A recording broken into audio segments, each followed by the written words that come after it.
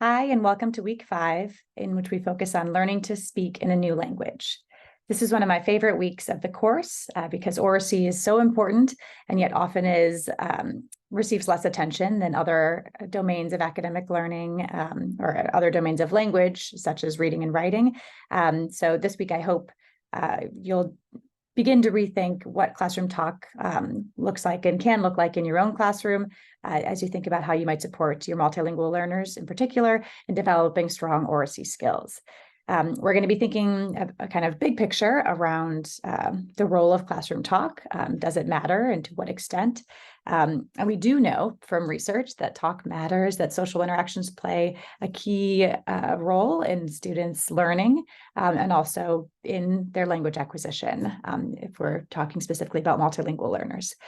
So I'm excited for you to dive into this week's content and hope you come away with a renewed appreciation for the role of classroom talk.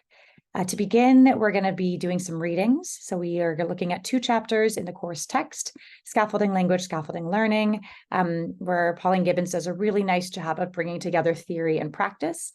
So reviewing some of the central theories and concepts related to oracy development for second language learners and related to classroom talk and oracy in general, and then making those connections to strategies and scaffolds for multilingual students. You'll learn about concepts like IRE, message abundancy, dialogic teaching, and I hope that those concepts will then help you think about your own classroom practice and how you can continue to support students' talk. The next reading is from Nancy Cloud and colleagues' book, and this one is specifically focused on oral language and teaching adolescent English learners. This is a great resource, I think, for all for all teachers to read, but I specifically included it because I know that Gibbons' text, while lovely and a really great resource, does tend to have more of an elementary focus, especially in the strategy example she gives. So I provided this resource as well to give you some additional strategies and methods for supporting multilingual learners in secondary classrooms. So after those readings, we're going to move into some videos of classroom practice. So first you will watch a video from Voice 21, which is an organization based in the UK that focuses on promoting students' oral language development. This is a fabulous video that shows how you can promote oracy across different content areas and gives some really strong strategies for doing that in your own classroom. It isn't specific to multilingual learners, but a lot of the strategies that they're proposing, I think, work really well for supporting MLLs. After that, you have another video, this one focused on a middle school context, in which the teacher shows you how she supports academic discussions. This video is owned by the teaching channel, so I couldn't link it directly, but if you click on the link that's provided, it'll take you to the teaching channel, and you can create a free account, and then you'll be able to watch the video.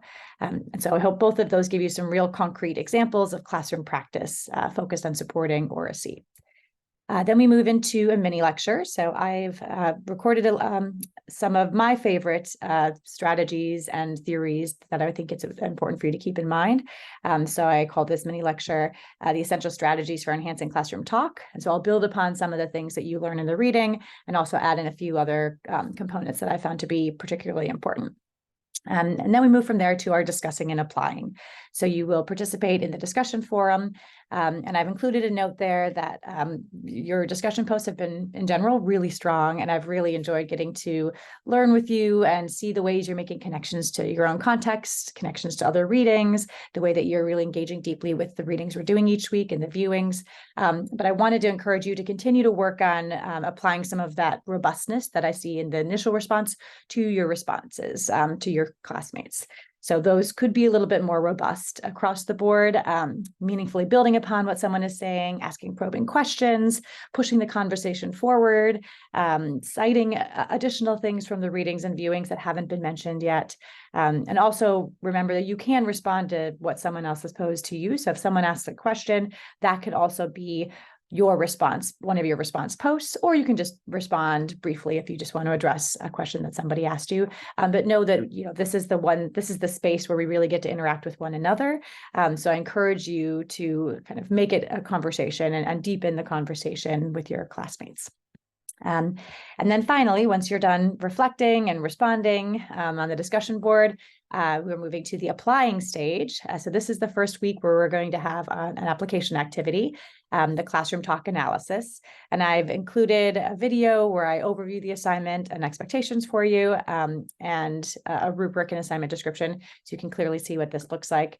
But in a nutshell, this is a really fun, I think, application activity where you're going to be critically analyzing classroom talk, ideally in your own classroom. But if you're not currently teaching, you can analyze talk in someone else's classroom that teaches multilingual learners, and really thinking critically about the role that talk plays, and the ways in which multilingual learners are meaningfully involved in classroom discussions, or ways where they could be better supported to be participants in the classroom.